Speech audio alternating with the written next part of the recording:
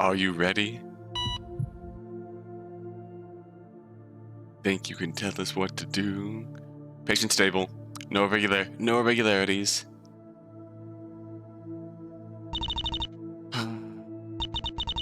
Is this a hospital? Why'd they bring me here? Waste of time, though it does feel nice. Won't that be quite a bill? What were they thinking? Pat? Who's there? Is that you, Aurelia? Or maybe Aurora? No, it's you, isn't it? You shouldn't have bothered. Don't look at me. Aurelia? Aurora? Don't you realize? Seeing you like this hurts more than missing you. Okay, so it's not Aurelia in the hospital. How are you feeling? Aurelia. It was you that dragged me here then. You were literally passed out. And the doctors no doubt told you there was nothing interesting. Well, they said it must have been caused by stress. There you go. Absolutely nothing. I only need a little rest. It's not nothing. Take this seriously. You could have been dying. That was enough to do me in. That would have been that. Death is simple. It's life you should be fearing. Huh. You can dish out stuff like that. I guess you must be feeling fine enough. Oh no, thank you. I think this experience was what I needed. My mind has never felt this clear. That's relieving. Maybe you'll actually take it easier from now on. Yes. Dearest, can I ask you a strange question? Well, now I'm curious. Hit me. What's the difference between the truth and a perfect lie? Where'd that come from? Being tied to a bed for a day does wonders. Seems like it. Well, I don't think this really makes sense. A lie can't be perfect. What would that even mean? Good point. Let me try something more concrete. Somebody says they love you. They look like they love you. They also act like they do. There is nothing indicating that they don't. At least not externally. But you can't look inside their head. You can't know for sure if they really do. Would it make a difference? I see. I guess not. Or at least there'd be no point worrying. Oh, you always worry. Really? You think there'd be no way to tell? No uncanny feeling? A sixth sense for the truth? Well, I do know someone who might pull that off. But we're talking hypothetical perfection, so let's not. Of course, that's still not perfect at all. What about the liar themselves? Keeping a lie like that up forever would be impossible. You'd go insane. Still picking everything apart. I miss that. You're probably right. Even the most ambitious lies can't rival the truth. Now that sounds like something you got from Constantine. You think so? Nice day. The clouds are so distant. Not as far away as him, though. Constantine. Wonder when he will return from his mission. What do you mean? He was literally here 2 minutes ago, no? No, he wasn't. Are you sure you're okay? That man isn't Constantine. I don't know who it is. I'm so sorry, my dearest. I know this will hurt you, but it's long overdue. What? I'm going to file for divorce?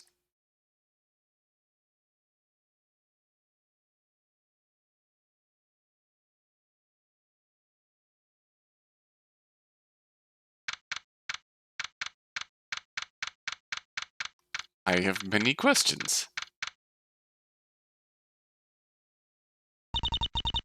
You're taking awfully long with this excursion. I have many questions. Constantine.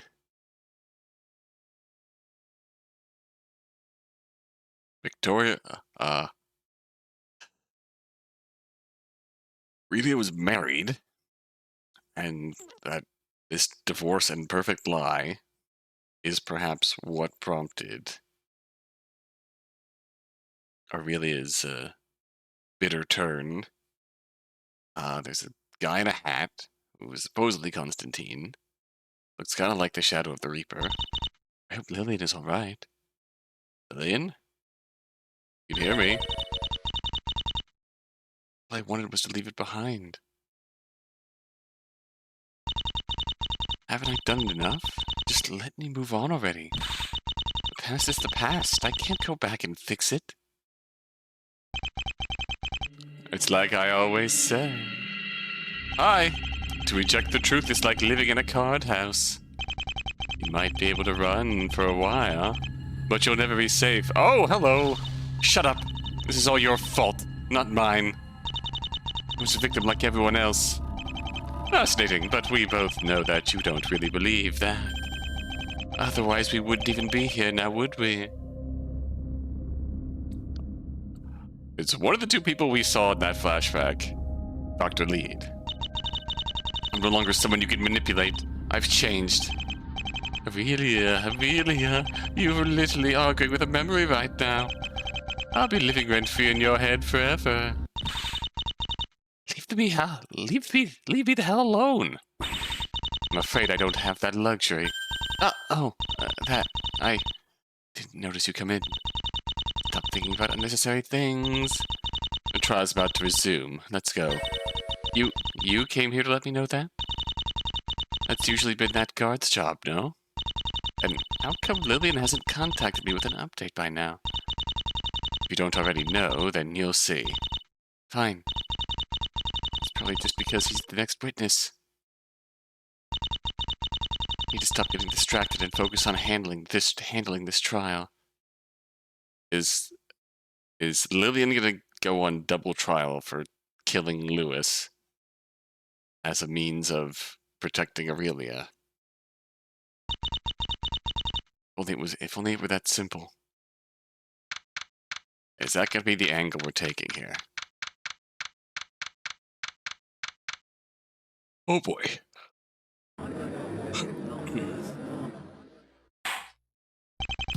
Court is back in session with the trial of Aurelia v. Chase. There have been some alarming developments, but please remain calm. I'm starting to feel like I missed something. Now, Miss Preston, I understand that you have been given new information. Would you please share your findings with the court? Victoria?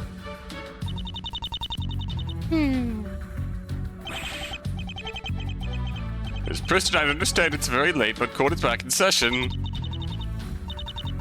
I say we let her sleep. It'd make this trial much less obnoxious. You will forgive me for not bothering to pay attention. This trial has been such a dull affair. I've simply not provided enough stimulation. For an extraordinary mind such as mine to stay particularly engaged. Getting bored when you're starting to lose the game? Now there's a classic. Do you mean to counter the defendant's points, plaintiff? It appears this court may need a reminder how little Aurelia actually proved. Before that, let me address the matter that frightened the general populace so terribly. During the break, my client allowed 4 individuals to investigate the lower floor. Conclusion, there is no possibility Mr. Polly saw anyone. Then how do you explain what he witnessed? Read Schopenhauer's Parega and Paralipomena, Volume 1. An enquiry concerning ghost seeing and what is connected therewith. Reading that may enlighten you. The belief in ghosts is inborn in man. It is found in all epochs and every location, and perhaps no human being is totally free from it. The witness was clearly hallucinating. His uneducated mind played tricks on him. At best, he saw something vaguely resembling the notorious Dr. Lead, and assumed the worst. That's reassuring to hear. I take it nobody was found downstairs, then. That's not entirely exact. Please have the faculties to allow me to finish my explanation before you lose your minds. What was found is a mannequin, bearing a mild resemblance to Dr. Lead. Oh, I got worried there for a second. Regarding the rest of the search, nothing suggesting an additional person was discovered. There was also no food found or anything that would allow someone to survive for long. I hope even a below-average observer can now realize how irrelevant all of this is to the trial. I I can feel the noose closing in again. Wait, Miss Preston, isn't there something important that you are forgetting? 4 people were sent down, but it is my understanding that only 3 returned. Wait, what? So I did miss something important? Who didn't come back? I suppose that is at least worth a brief remark. It does not particularly sadden me, but it's certainly unfortunate. He was meant to be my next witness. I am bound to inform you that Mr. God perished. Oh yeah. Perished? This is a joke, right? Some kind of wordplay? Unlike you, I'd rather not drag this trial out with untasteful jokes. Mr. God was murdered while he was searching one of the rooms downstairs. What in the world? I can no longer question it now. I wanted to believe it was all an accident caused by me. There's an actual murderer trapped in here with us. It's as I feared then. A very disturbing turn of events. How do you wish to proceed, plaintiff? With the ghost dispelled, the only point of doubt the defendant managed to raise is the second gunshot. The asinine notion that the first gunshot may have been fake and she did nothing. It's barely worth disproving, but I have naturally found a witness able to cement the defendant's guilt. A direct eyewitness to the crime.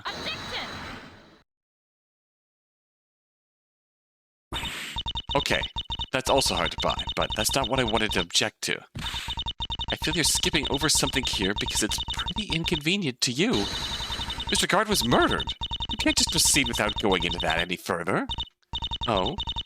And what gave you the absurd notion that it is relevant right now? Can't believe what I'm hearing. Well, maybe I can if it's coming from you.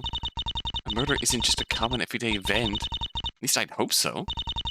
If 2 murders happen in the same building, only a few hours apart, what are the odds they're completely unrelated? Indeed. I found that also a little perplexing. You were going to say so little about it. Objection sustained. Predictable. I knew you were going to try and use this to confuse the court.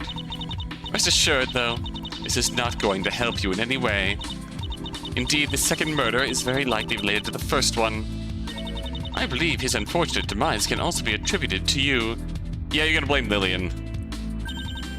However, you are only on trial for the first murder. There is no reason to delve into anything else.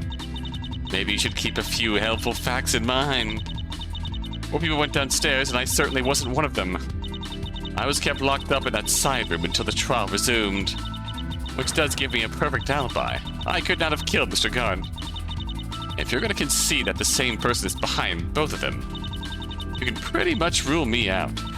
Well, it's about time we reconsidered who the defendant should be. Objection. Yeah, you're going to blame Lillian. You may have to improve your hearing comprehension. I never implied you personally killed Mr. Guard. May I direct your eyes to this, Judge? What does this envelope contain, Mr. Preston? When they returned, I had these 2 sign an affidavit before they were allowed to do anything else. What they reported was very enlightening, as you will see. Very well, I will read it. Split into 2 groups. Stayed in each other's sights. Why, it seems this establishes an alibi for Miss Hellinger and Mr. Kova. I don't think I like where this is going. Can I see that affidavit, Your Honor? The court will accept it into evidence. Oh boy, alright, let's see. Lower floor, we split into 2 groups. Lillian and Lewis moved to investigate the room to the left. Celis and Undercover went to the room directly in front. Let's see. Left the door to the room open to keep watch in the hallway. After Hellinger started setting up her hunt devices, Cover moved about the room. We stayed in each other's sights. Hunt was fully set up. Before, Hunt was set up, we got a gunshot. 4 more. I followed after a brief pause. Mr. Garden dead on the floor. Miss Maristella was also present but claimed to not have seen the murder. No other persons were discovered. Well, that's fucking wild.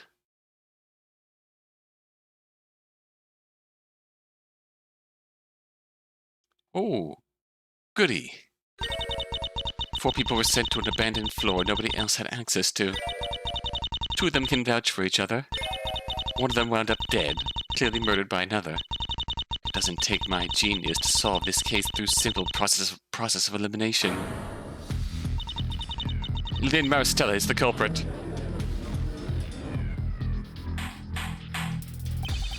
Unbelievable! Why would Miss Maristella do something like that?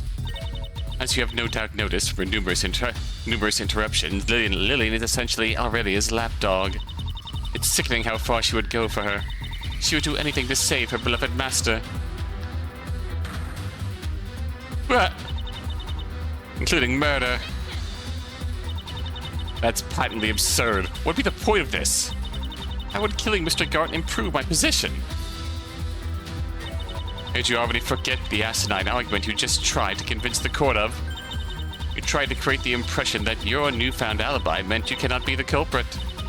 The previous witness's testimony must have made you overconfident that you could frame a ghost. You think we'd take such a risk just to throw a little doubt into the case? Even you must have realized how desperate your situation is. Hence, desperate measures. That's not all, of course. Mr. Garten was going to be the next witness, and he no doubt let Lillian know about it. He may have told her something she knew you wouldn't possibly be able to recover from. And so she got rid of him before he was able to present his testimony to the court. There was no way she'd do that. What's going on here, Lillian? Please, say something about this.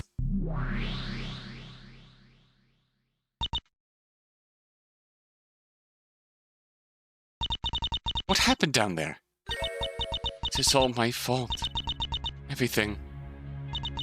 I know you wouldn't do this, Lillian.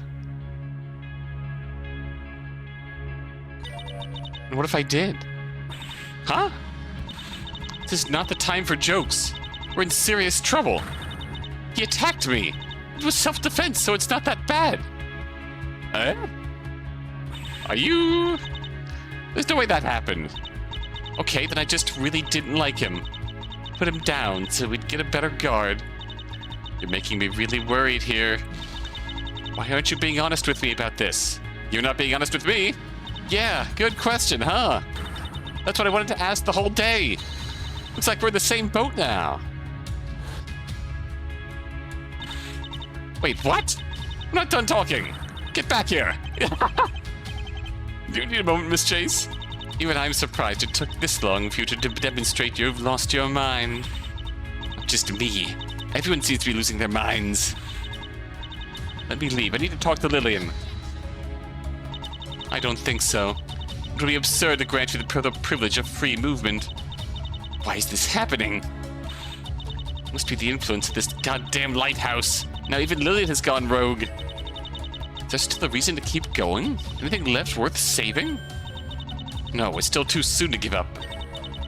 Until whoever forced me to be part of this trial is satisfied. I'm too stubborn to stop now, either way. I hope the court can now comprehend why this second murder is not worth delving into. It is also absolutely irrelevant to the murder we should be focused on.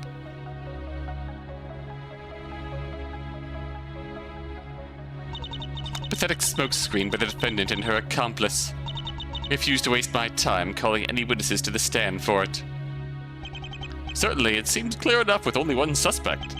The defendant is on trial for causing the wrongful death of Mrs. Holden. You may stay focused on establishing her guilt for that, first and foremost. Presume there are no objections.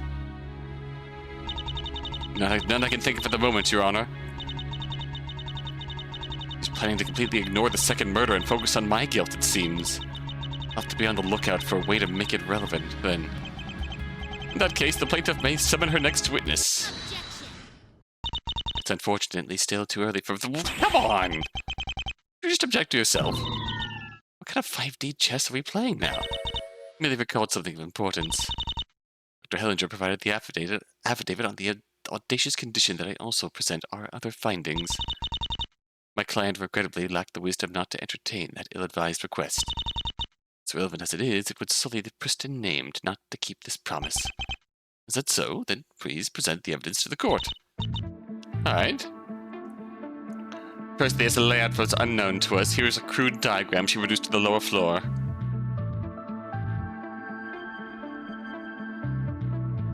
Oh. Dimensions may not be to scale, but it should allow the platonic form to be conveyed. A circular hallway with 3 rooms. The elevator is in the center. Mr. Guard was found in the room on the left. The justice room. I'll add it to my other diagrams. There's enough evidence to handle as it is. What's the meaning of those room titles? These rooms are all very similar to each other.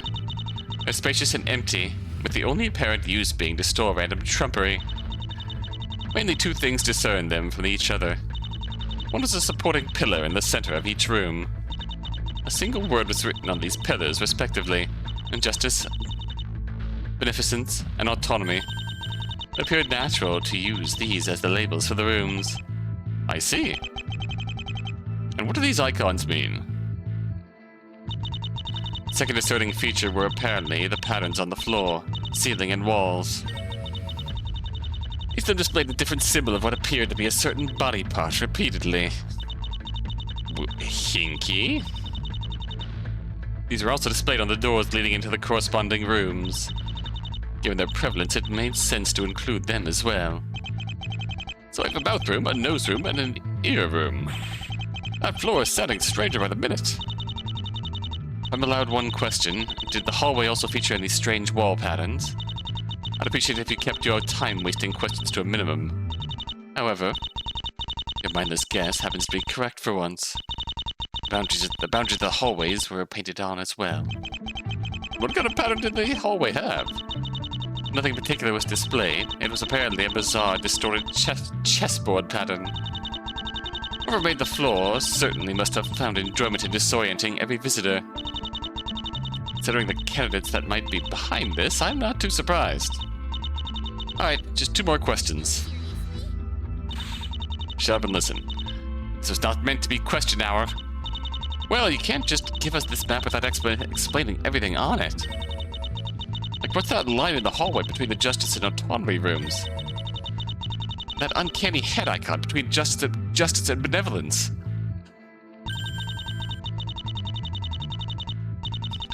The head icon is the mannequin, where the mannequin was standing. The one resembling Dr. Lead I mentioned. Now, hold on a second there. That means it was standing in the inner hallway. I'm quite aware that Mr. Polly could not have seen it if it was standing there at the time. Please don't waste our time on this.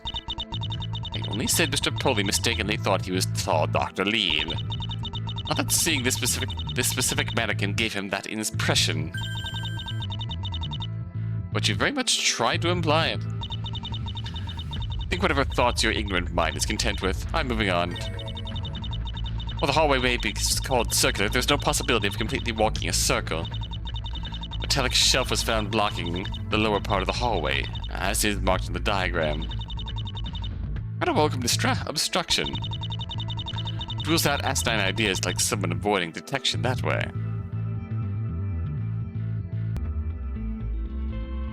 Alright, that makes sense.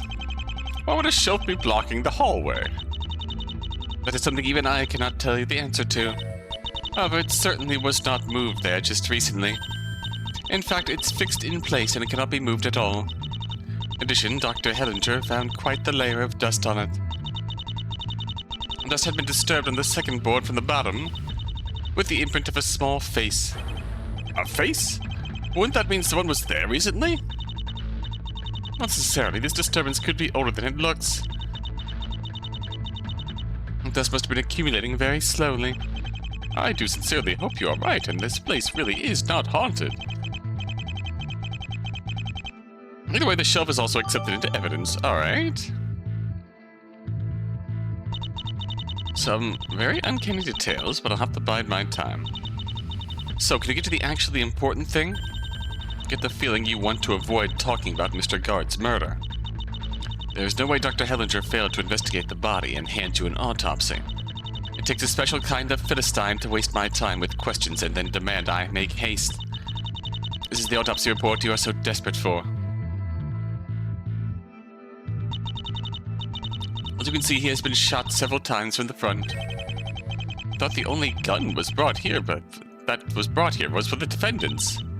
Annoyingly, it seemed a second gun was smuggled inside in some way. Would you look at that? This keeps getting better and better. Don't let this give you a false sense of confidence in your ignorance. Naturally, the rifling marks on this gun are entirely different from yours. Keep that in mind before you jump into an argument about which gun was used to kill Mrs. Holden. Fair point. A second gun matters little if the barrel does not match the bullet.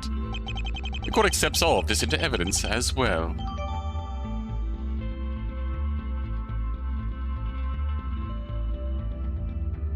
Let's look. Respiratory failure.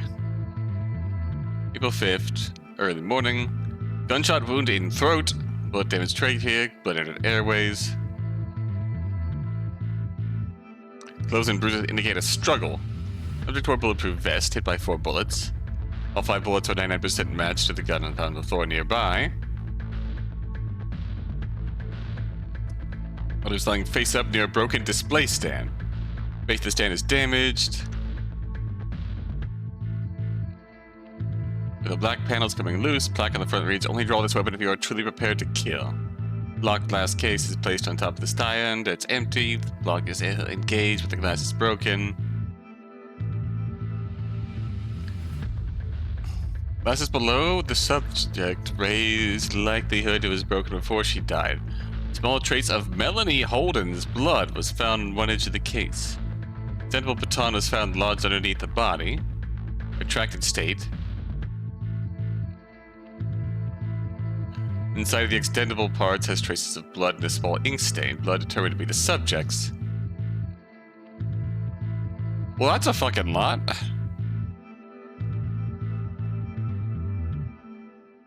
Jesus. Alright. Whoosh. Second gun.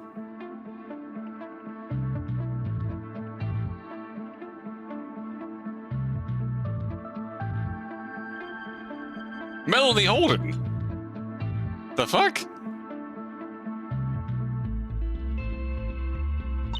She's bound to have a reason for trying to skim over it. I'd best read this one carefully. With that, this pointless evidence review is complete. I hope Dr. Hellinger is satisfied we can proceed without wasting time on testimony. I've witnessed a call that saw the only truly relevant murder after all. There's some bullshit happening downstairs that we need to talk about eventually, but we have to deal with Victoria's bullshit first. Certainly, the evidence paints a clear picture and appears quite obvious about what happened and what the likely motive was. Let's redirect our focus back to the trial of Miss Chase. Please, we'll summon the next witness. Right, she's mentioned that she managed to find a direct eyewitness to the crime. It seems to contradict the very foundations of the case. What is this about?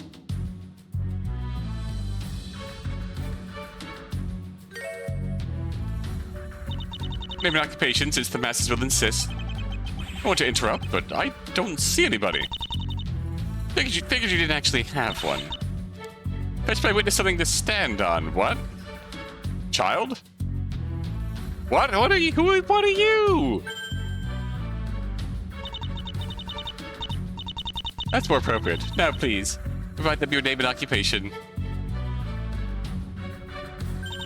Hello. I'm Marco Polo. What? What's an occupation? Who is this kid? Rude. I'm not a child. Really now? Just how old are you? 18. Watch your manners, you brat. I'm taller than you regardless. Miss Chase, do not harass the witness. Though I must admit you do look pretty young for your age, Miss Polo. Rude? I'm just short. I see. Once your previous question, an occupation is your current job or what you are doing for a living. I'd be called a judge, for example. Oh, so that's what it is. Okay, but how do you just straight up not know that? Another rich person for the pile? You're the last person allowed to call out others on their ignorance. Your superior attire alone shows any casual observer that you are decidedly outmatched. Okay, rich bitch. Anyone else want to hate on my fashion sense already? Yeah, no, I'll pass on those ridiculous frilly dresses. Then my occupation is... Great explorer! What? I'm an adventurer. I've heard a lot of occupations, but that's a first. Are we sure that this witness is going to be reliable at all? You Philistines cannot appreciate the beauty of words. Read some Wittgenstein. How about you read some Wittgen? Shut the fuck up. The limits of one's language are the limits of one's world. This witness is enjoying a richer life by employing the colorful beauty of metaphors. You're funny. You use funny words. That may not be the most fitting adjective, but you at least have enough intellect to appreciate it. Hey, I also appreciate clowns sometimes. Clowns? Where's the circus? I want to ride on a tiger's back. What are we getting ourselves into here? Please stay focused on the trial, everyone. What did this witness see, Miss Preston? Certainly, we should not get sidetracked. This witness saw with her own eyes how the defendant shot the victim. No, keep silent and let me finish before you make any ignorant points. Yes, I'm aware of the fact that nobody else was found inside the room. But how did this individual witness the crime? Let me enlighten you. Air vents. Fucking air vents are relevant now. You may have missed it if you did not look around thoroughly. Please appreciate the vent cover directly below the ceiling. I did investigate that. The dust made it clear that it was never removed. That much is readily evident. However, that does not rule out somebody looking through it. This witness was inside the shafts? How? Recall the display room you love to distract the court with so much. Even you should be able to see the vent cover on the wall to the right. The one near the floor? Yeah. There's barely any dust here. So it's conceivable the cover was recently removed. This near opening both connect to a vertical shaft inside the wall. Consequently, if one entered from here, one would also be able to directly see into the crime scene. Okay, but that's clearly too small for... I see your brain managed to catch on before you finished that ignorant point. These vents are certainly too narrow for the average adult to fit in through. However, this witness is of exceptionally small height. She would easily be able to do it. Yes! I'm not a child, but that's child's play. Oh my god, you're fucking... absurdly small. Let's explain how she was able to witness the crime. Why are you in the vents in the first place, Miss Polo?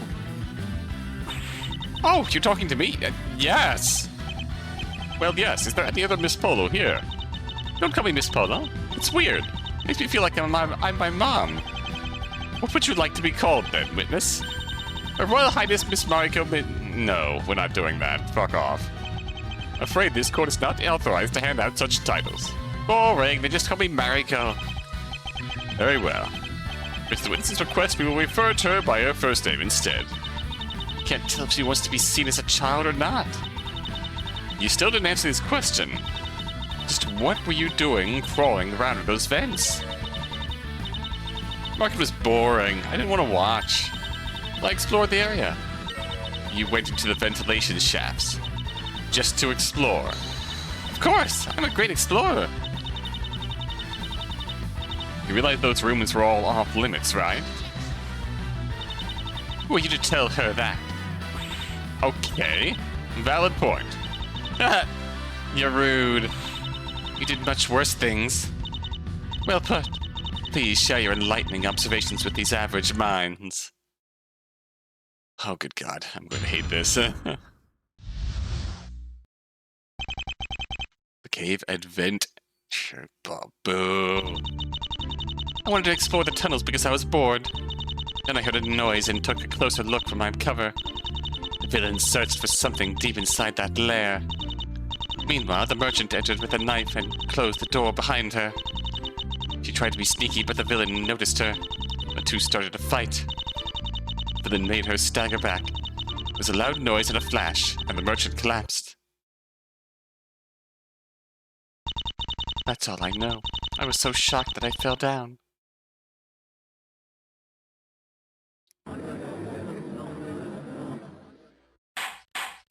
Okay, this is a lot. Order.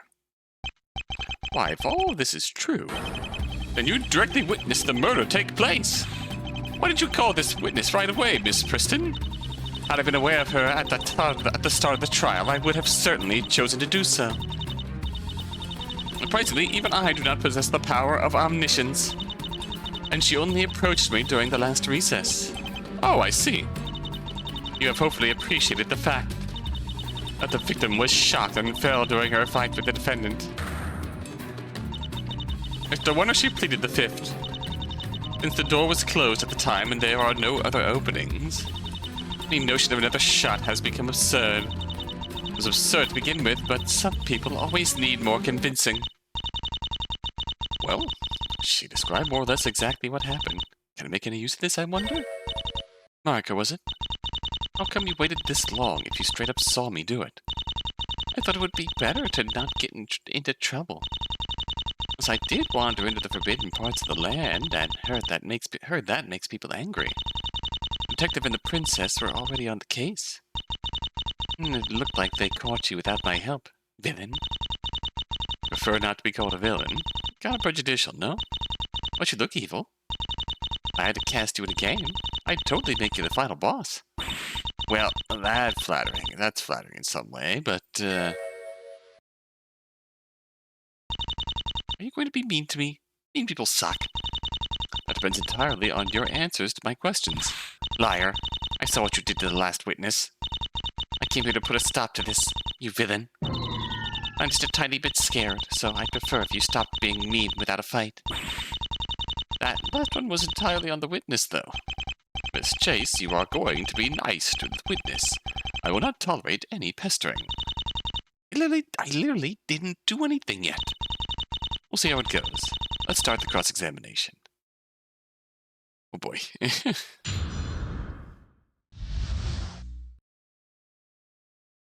What are we getting into here?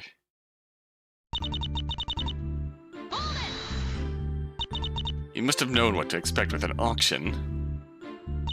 I wanted to buy something cool like a magic wand or a weapon. But it was all just coins and old stuff.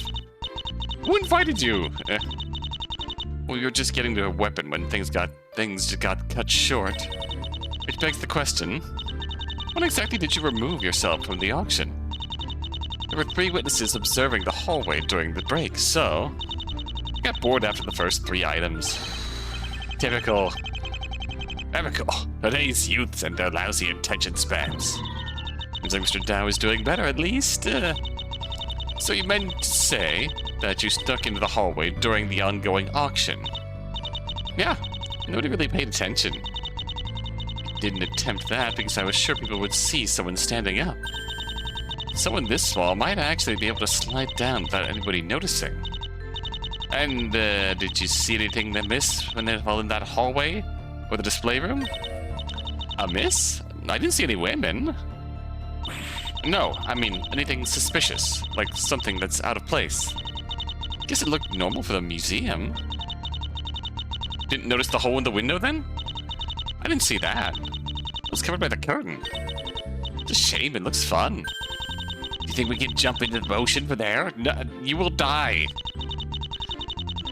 That's almost certainly not end well. You stop wanting to jump to your death's witnesses?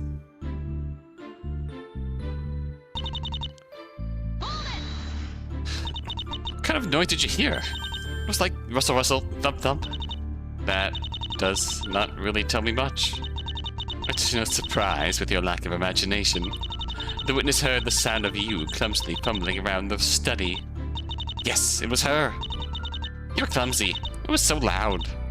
Yeah, I need to work on my stealth. Lillian, why aren't you here to rub it in? This cover was the vent cover in the study. Isn't that pretty far up?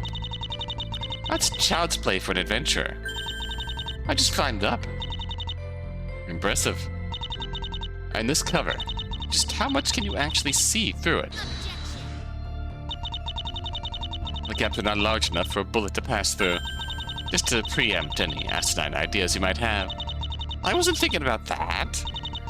Do I look like I'd just accuse anyone if given the chance? No comment. Okay, maybe I've made 1 or 2 accusations. Don't judge me, Your Honor. I could see through the cover. I just had to get my face really close. The inside was...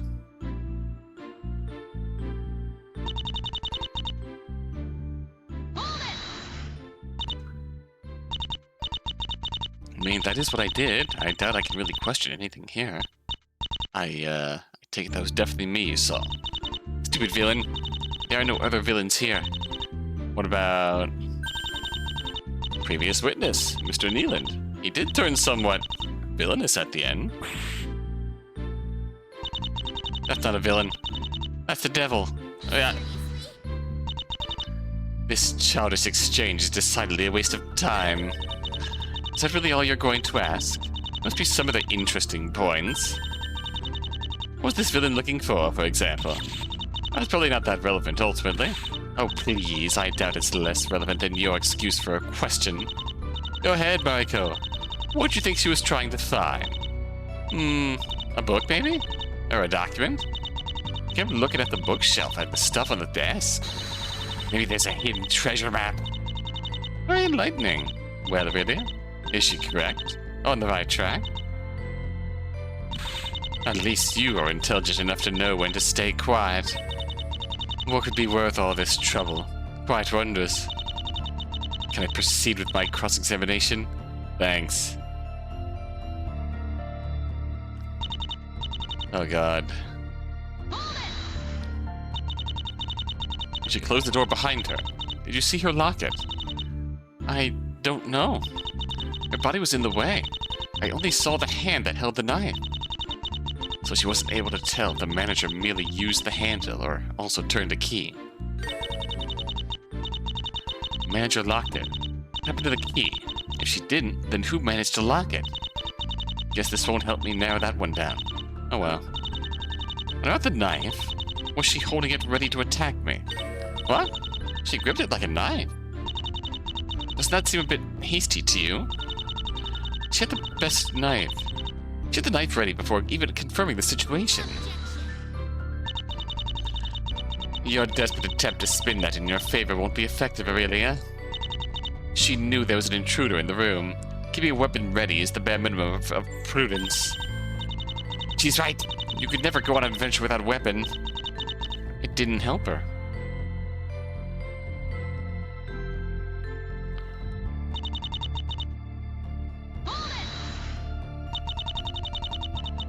You get the impression that if I hadn't noticed, she'd just have stabbed me in the back.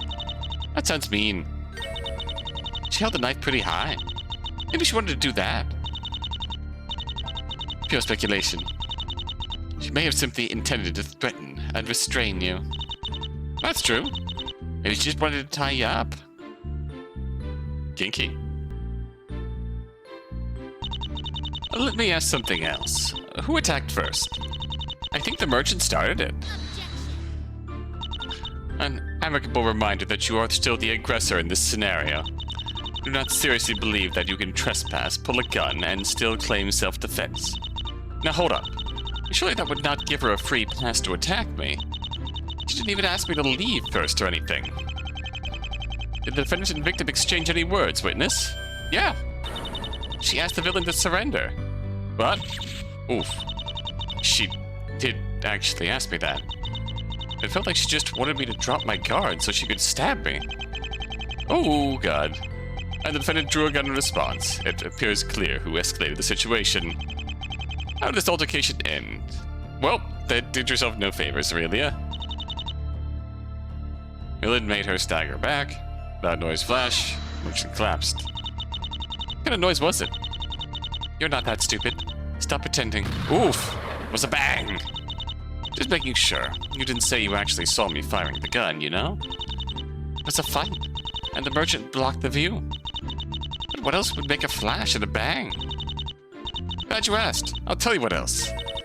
Say the TV was turned on during that fight. The screen would have seemed bright temporarily. Especially to someone inside the dimly lit study, or a dark vent. The shot? I think we've gone over how it could have been from that TV show. Even if we grant you this atrocious claim, there is one thing you skipped in your explanation. The victim collapsed immediately after that gunshot. How would that make any sense if the shot was fake? Please don't even attempt to claim she really happened to be surprised and slipped. There's a limit to that convenience. Maybe it was all part of an act. I almost cannot believe it. I actually managed to come up with something even more asinine. Wait, did anyone you know? Anyone know you were watching from inside the vent? No way! It was a top secret exploration mission. Thank you. Even though that much should have already been apparent to you, Aurelia. Play cannot succeed without its audience. The victim could not have been cognizant of the fact she was being watched. Was she intending to fool? There would have been no point to it. Well, me, maybe? I was the only other person in the room. There's a limit even to ignorance. Be the one best equipped to tell whether you fired your gun or not, I suppose. I would hope. Even if she managed to make you consider it, to what ends would it have mattered?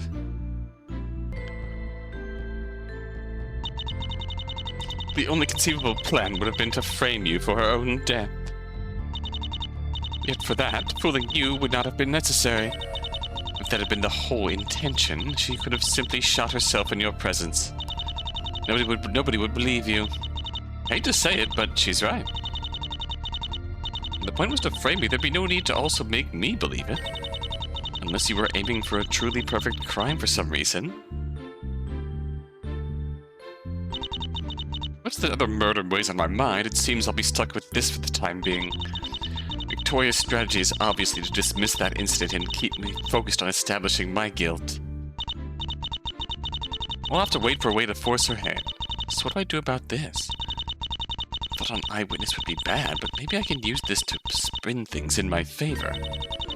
And somehow show the manager was up to no good. I should focus on her actions. It'd be hard to actually turn this into a self-defense plea, but who knows?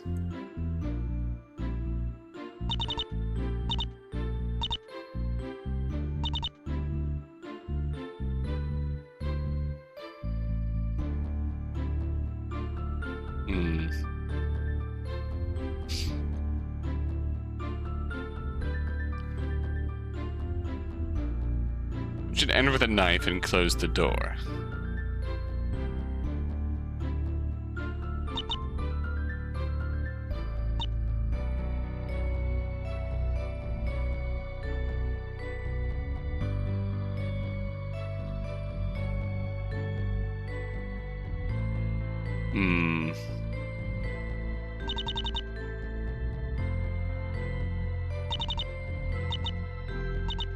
We should enter with a knife and close the door behind her.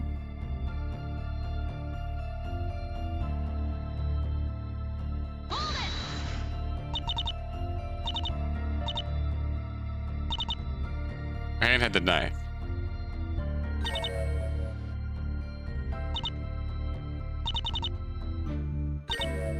Gripped it like a knife. You gripped it like a knife. It had a sheath on. Do we present the knife here?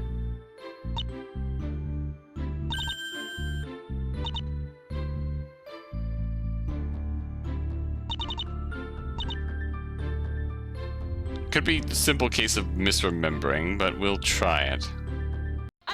Okay. Well, shit. Wait, why am I getting a damage flash? I'm sorry, what you just said makes no sense. Considering this. How does the knife contradict what the witness said, Miss Chase?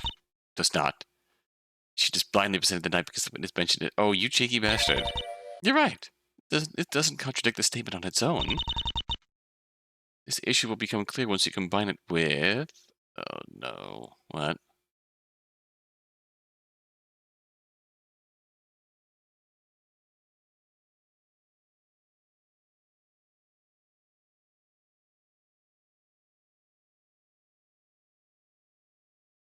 With... Hang on. Let's talk fingerprints.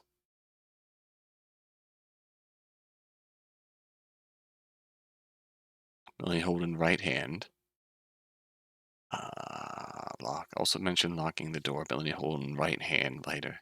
Outer and inner handle. Another piece of evidence. Another piece of evidence will reveal the contradiction. Go to object with more than one piece of evidence. Oh no. I've not planning to present the entire court record. I've seen a lawyer try that once. Oh god. That shouldn't be necessary. Knife and door equals knife door. Witness saw the victim close the door. That's possible. You saw her holding the knife. There's no problem here either. Doing both at the same time? There's no way that happened. Rude. I saw her do it. What makes you say it's not possible, Miss Chase? The key are the fingerprints. This Holden's fingerprints have been found on both the knife and the handle. Of her right hand, yes. The witness never specified which hand the victim used. There's absolutely no non-imaginary argument to be made here, you Philistine. Come now. Surely someone with your IQ can understand the nuance to this. If the victim used one hand to hold the knife while closing the door with the other, then how come both objects only have prints from the same hand? Ah! What? That isn't right. She closed the door with her right hand. The knife was in her left. As I just explained, that should have been left fingerprints from her left hand. That should have left fingerprints from her left hand on the left knife. How do you explain their absence, witness? Rude. Rude. Rude. You complain and I have to explain? I bet you just say that to call my testimony fake. Then you'll say I'm the real villain. What? Wasn't planning to take it that far. Don't play dumb. I know your attack patterns. Take this, villain. Why do you have that fork? Did you just call my weapon a fork? Rude. Adventure is always prepared for battle. This is an Atlantean trident made out of orichalcum. Take this. Sonic beam. Am I supposed to be intimidated? You have the other fucking tuning fork. Do you even know what a trident is? No effect. Impossible. I appreciate your contribution, witness. However, this opponent, it must be humiliated by using intelligence, not physical strength. Do I have the specs for that? Adventurers are smart, right? Leave this part to me. Oh boy. Are you sure? You use this umbrella indoors. You don't seem smart. My intellect is the only certainty in this world. Don't question it again. Yay. Okay. Do your thing, funny princess. Don't boost her ego too much now. There's no way you're 18. Wait, what is this? Is she intentionally acting like a kid to make me hold back? That could also be possible. To be fair, I can see Lillian fooling around in a similar way. Stop. You can't keep thinking about her right now. Stay focused. You claim the victim could not have thrown the knife in her left hand. However, this is merely a result of your flawed interpretation. The victim could have very well held the knife without leaving any prints on the handle. How would that be possible? It's laughably simple. The left hand never touched the knife's handle.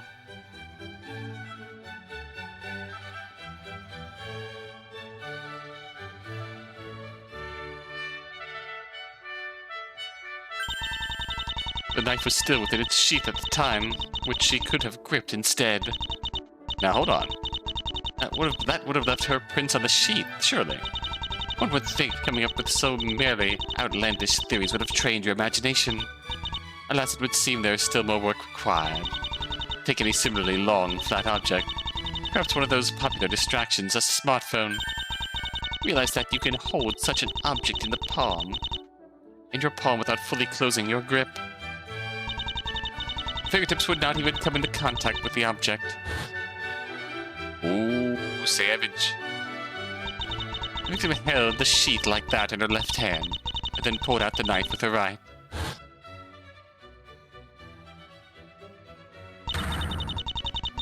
Your contradiction has been resolved. A laughably trivial excuse. Well, can I make one point without you immediately calling it bad? If the victim held the knife like that, that would explain the absence of the fingerprints. In other words, There appear to be no issues with Miss Mariko's testimony. Nice! It was effective! So what I saw was a sheath thing with a knife in it.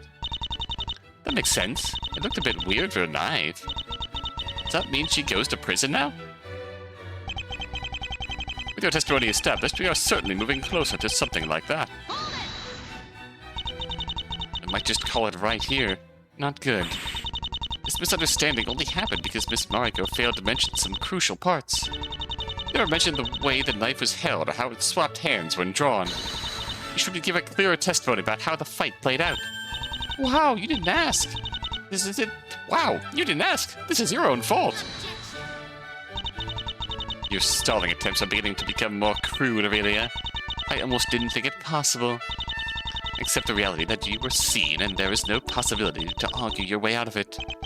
I must concur with Miss Preston. This is beginning to look like the defendant is merely buying time. This testimony will be permitted, but there won't be any more if nothing comes of it. Fair, Your Honor. Got no choice anyways. I will defeat you as many times as you want. Or until it gets boring. Alright. The deadly fight.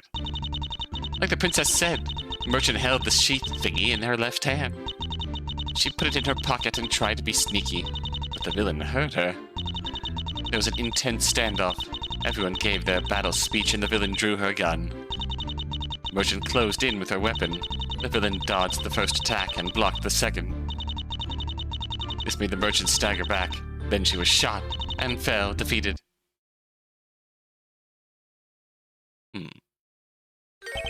I must admit, I do not see much of a difference. Victim confronted the defendant and was killed during the struggle. That won't change. I relate to the plight of this witness, as different as our station may be.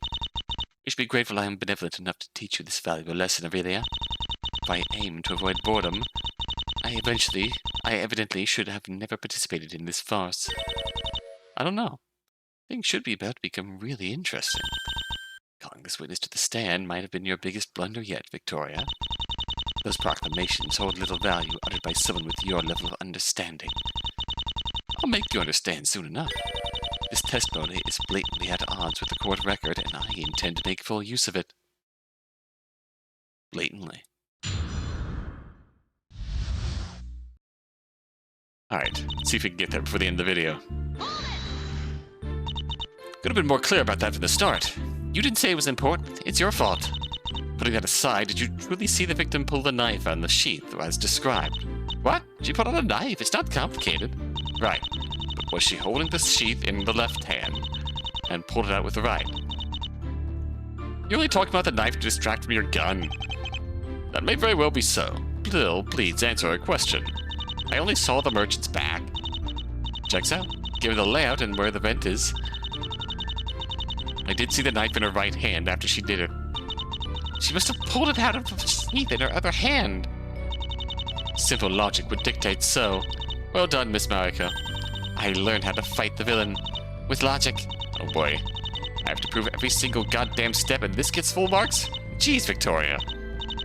Well, I suppose. What does she do next? That's the Phoenix Wright legal system. What was exactly that gave her away? Don't play dumb. You were there. She obviously made some noise, but I don't quite recall. It was too sudden. Help my memory here. She coughed and cleared her throat. That's not exactly what I expected. Someone trying to be sneaky would surely manage to hold that in. Careful what you want to argue for, Aurelia. You may just accidentally worsen your own case with this mindless method. If the victim cleared her throat to get your attention, that would mean her intention was to honorably confront you all along, not to stab you in the back. Well, it could also have been accidental, like we assumed, I guess. You'd be careful what to focus on with this witness, with what this witness saw. Battle speeches. Do you recall the conversation? Started out, scum! Don't get ahead of yourself. Let me explain my evil plan. Nothing like that. Absolutely nothing like that. If I remember correctly, the manager said, just surrender quietly, snoop. told her to calm down and wanted to make up an excuse for being there.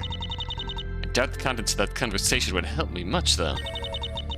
Did you hear me say anything else?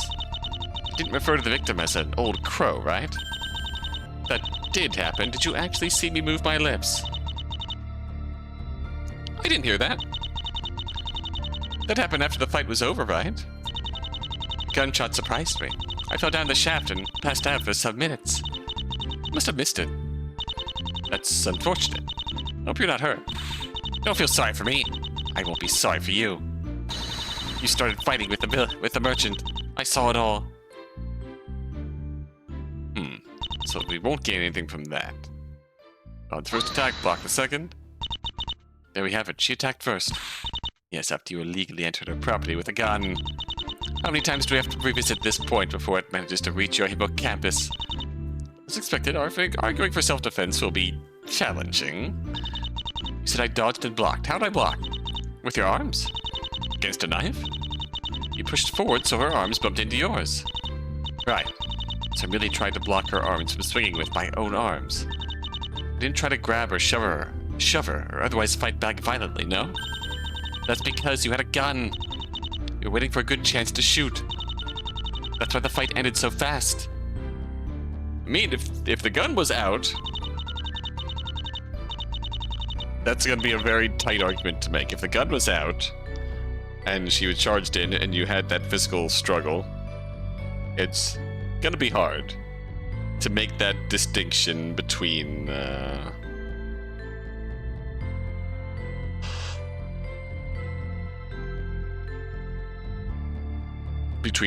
actual physical defense, actual physical self-defense, and I'm pushing you back to gain the distance I need to bust a cap in you. In your position, the victim should have been blocking a fair bit of your view from me. Did you actually see me pull the trigger? No, I saw a flash and heard the bang. But you were holding a gun. There were no other guns in that lair. The victim was facing your direction at the time, collapsing right after the shot. I know it doesn't look good if you list it like that. This is a pretty futile angle of attack right now. I can't convince them I didn't fire the gun. Even the TV idea is insufficient on its own. I should look for another way to fight back. A pretty straightforward problem here. The scene we found does not agree with the actions this witness saw. As what it means, well, I'll worry about that later. This plays how I think it will. There could finally be a chance for a counterattack. The scene does not reflect what the witness saw.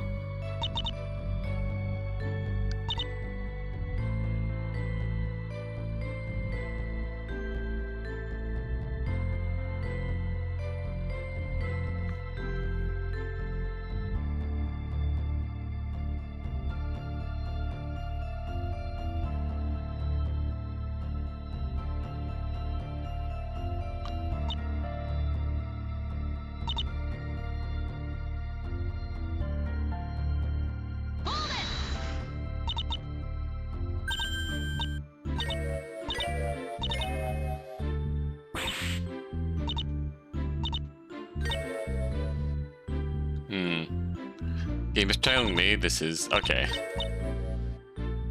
Not the angle to take.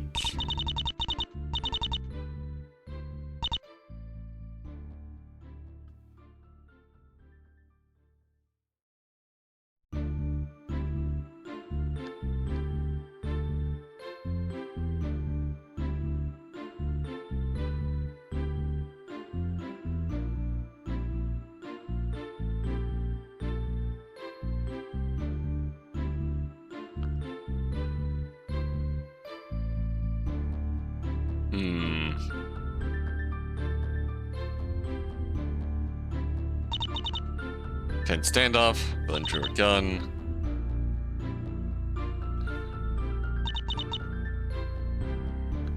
Stagger back, shot, and fell defeated.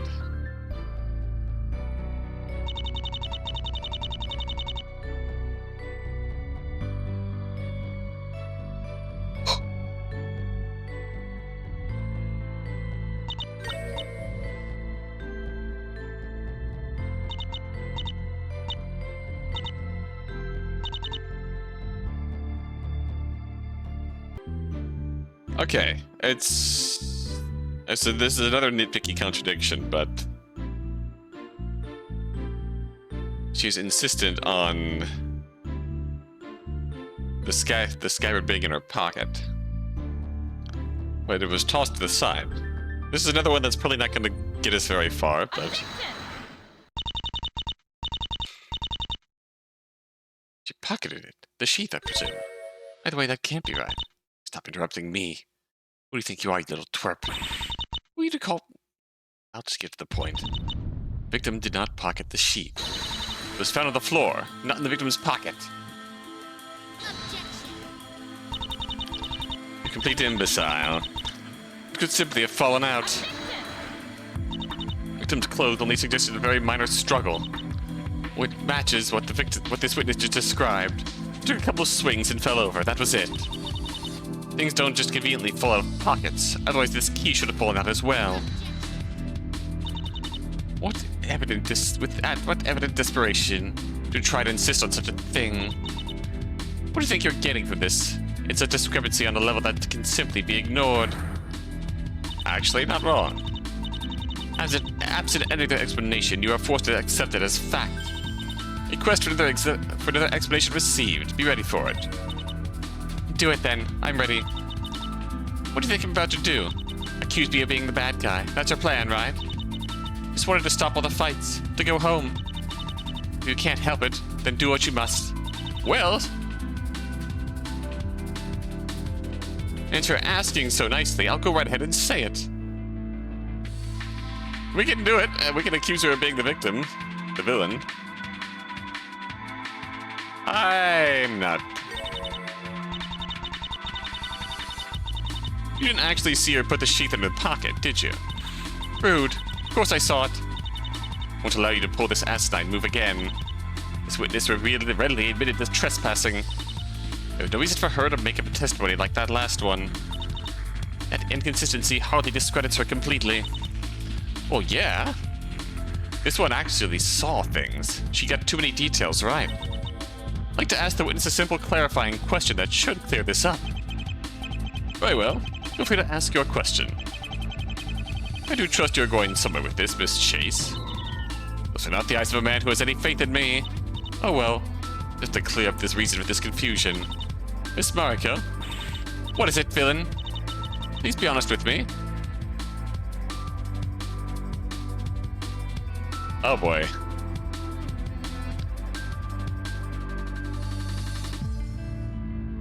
Oh, this is interesting. What does the gun do? What does the gun do exactly? Goes bang and shoots bullets? You didn't know? Yeah, I had no idea what a gun did. It was until today. Wow, then it was an accident? Oh god. You haven't earned the right to insult the intelligence of others, Aurelia. Alright. Reload. Were these actually paid actors? You say you witnessed the crime, but what if, and hear me out on this one, what if the two people you saw were paid actors that staged the crime? What? You heard me. We thought the event led to this crime scene, but what if the witness was actually looking into a different room? Yeah. How would they be able to rearrange it? The crime hadn't even happened yet. Alright, unwind. The only way she'd be mistaken about the sheath being put in the pocket is if she doesn't know what it is. But I find it interesting that you didn't even mention the sheath until we brought it up. Even then, you referred to it as a sheath thingy in your testimony. Let me ask, do you even know what we're talking about? Yeah. Are you stupid? You made it obvious. It's something you can put a knife in. Reference. This is what we've been talking about when we mentioned a sheath. Does that sheath have your name on it, Miss Chase? Let's stay focused on the witness, Your Honor. What? You're trying to trick me. That's a scabbard. You thought an adventurer would know? I'm sure there's some kind of distinction there, but that's beside the point. The point is that you thought there's a notable difference. Otherwise, you could have just referred to it as a scabbard all along. This is the apex of pedantry. Where are you attempting to take this? This one? I'm taking it all the way to the bank. Witness did not know the word sheath, but she knew the word scabbard. And she did not ever use the word she knew until I actually showed the sheath to her. In other words, she didn't see this sheath. Therefore, she saw the victim put something different in her pocket. Ah! I see. Your aim could not be any more cruelly apparent. You're still hopelessly attempting to make the victim appear suspicious in some manner. Let's cover our bases before we talk about what my aim is. Am I right that this was not the item the victim put in her pocket, Miss Marika? I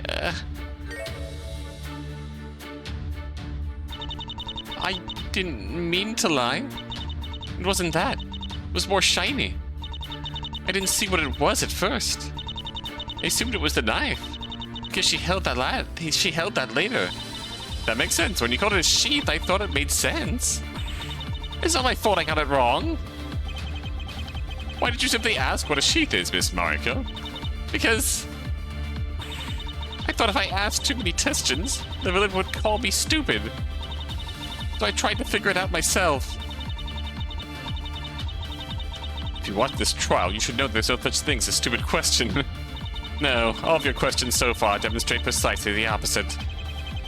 Shut up, Victoria. What did the victim actually put into her pocket, then? I don't know what it's called. Let's recap. You mistook it for the knife at first, because it looked shiny. If you saw it as a plausible sheath, it must have been something large enough for a knife to fit inside. Ridiculous, as expected. There's nothing on the scene that matches those properties. Maybe not. I might still have something that fits the bill. Would you be able to recognize it if I showed it to you? I remember all the wonders I have seen on my travels. Maybe. Good enough to give it a shot. Shiny that's larger than the knife the victim might have carried. What would fit?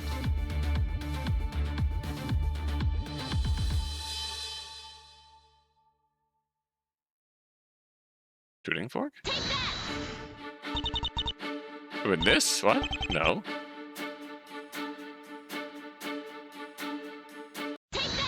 Oh, it's that? If by shiny you just mean a bright color, then this would fit the bill. Oh! That's the sheath! You found it! Still not a sheath. Susan, Melanie, Susan. Melanie held it with her left hand. Susan had it. Melanie took it. Susan took it back. Still not a sheath. Miss Chase, what is the meaning of this? I don't remember this cleaning spray being brought up before. That's because it hasn't, Your Honor. This is not something that was found at the scene. Oh, because it was never there. Your very witness just identified it. That's what the merchant put in her pocket for sure. You little.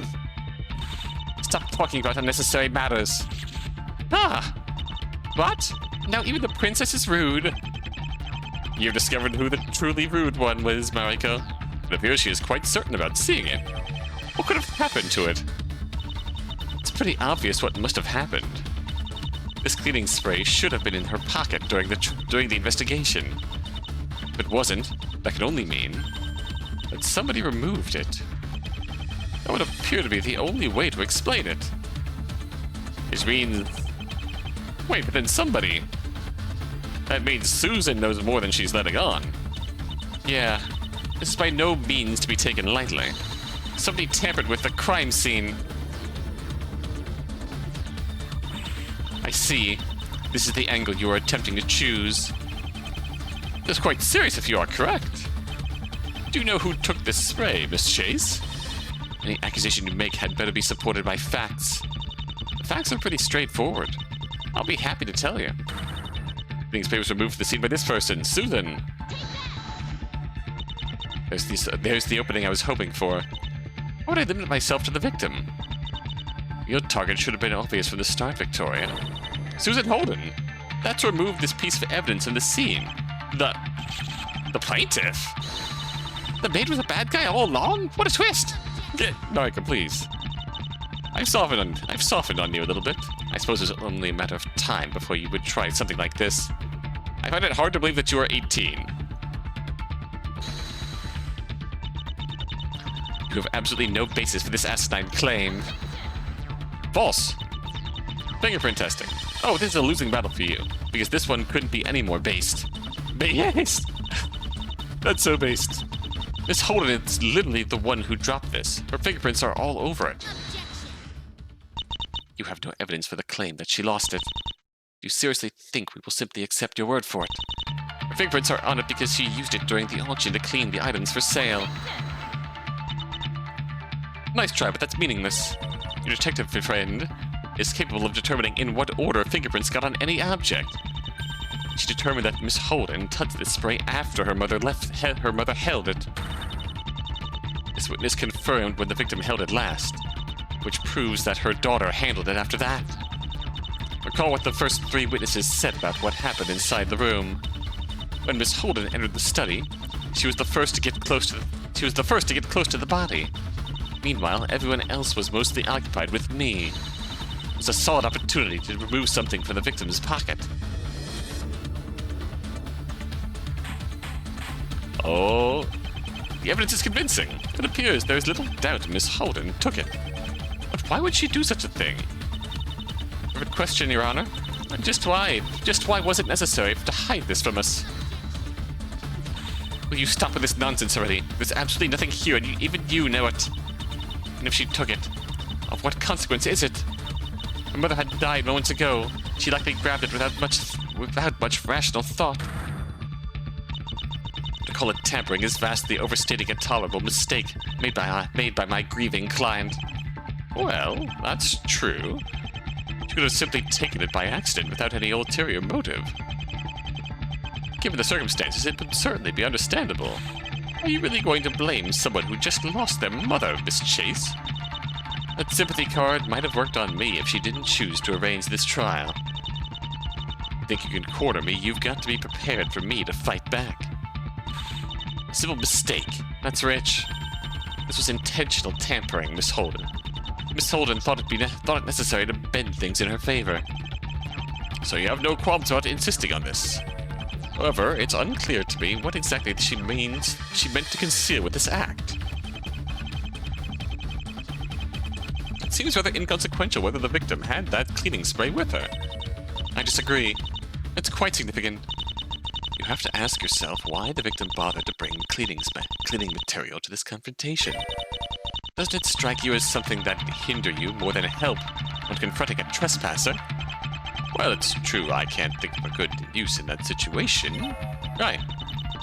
That was really the situation. Don't speak in riddles and make your point, if you even have one. Why so agitated? Sure, I'll cut to the chase.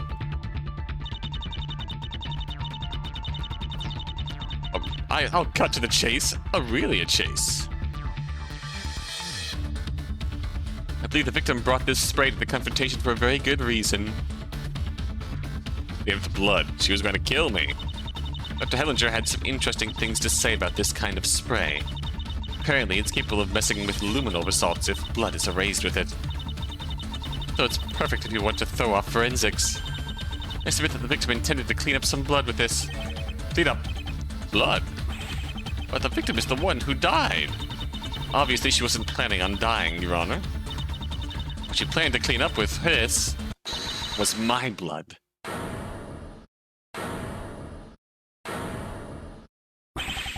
You make it sound like the victim was trying to get away with murder.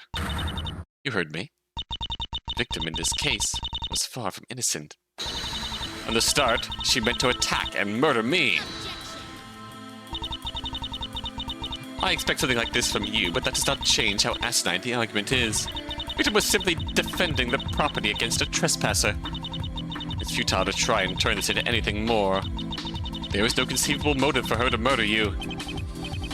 Miss Chase, do you and the victim know each other before today? I haven't heard anything about it. No, I don't think we've personally met before. The victim simply possessed the strong urge to murder a stranger?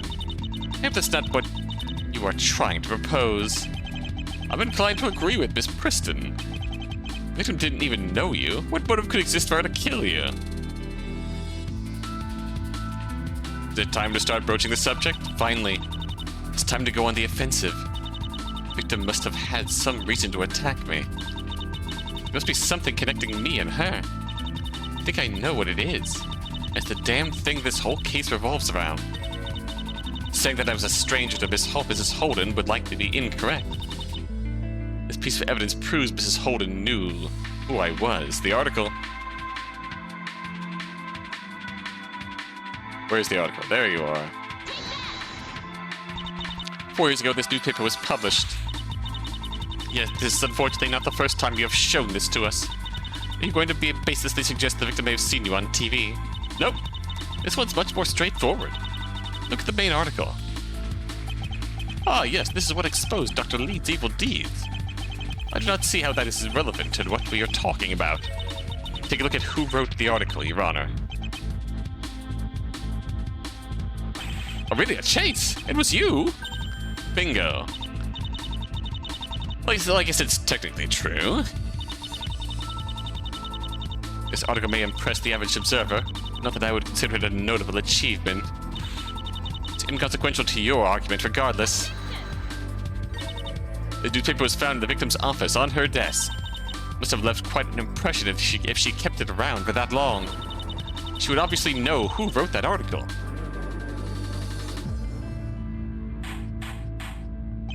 Ora. Certainly, she could have known about you from that. I do still not see how this would give her a motive to murder you. I am pleased you are not allowing yourself to be impressed by Aurelia's antics. How would knowing your name from a newspaper give her any more reason to end your life? It would not.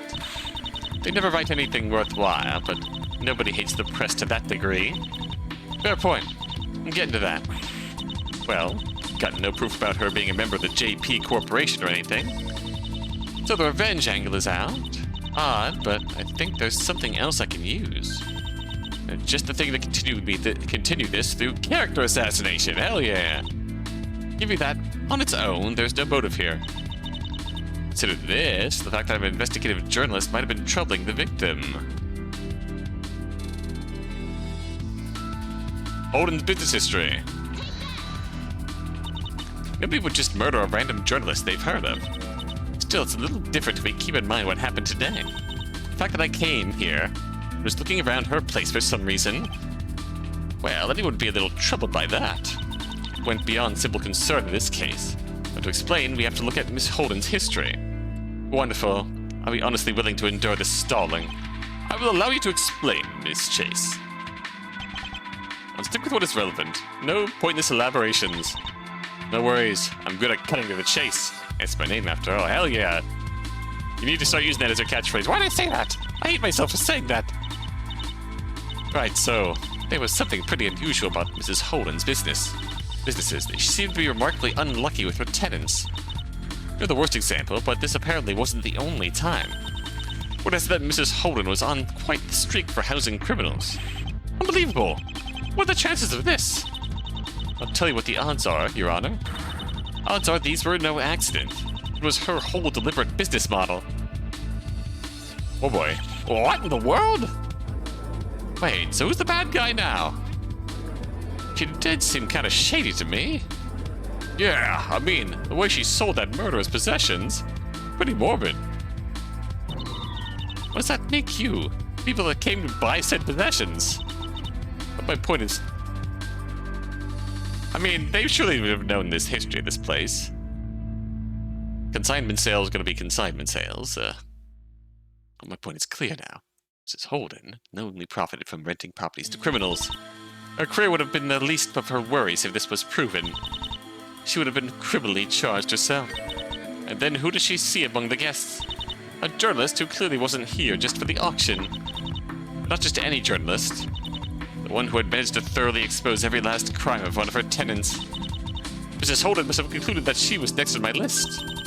Given my track record, there would be nothing she could do to conceal all the evidence from me.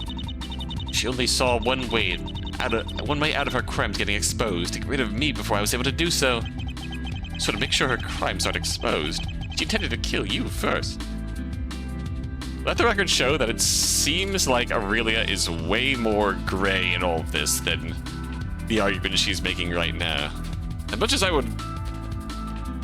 on a personal level, I would want. I was rooting for Aurelia to be the more white hat investigative hero here. She's way more gray. She was involved with Lead and the JP. She was manipulated in some way, but she was involved and did some crimes herself, perhaps.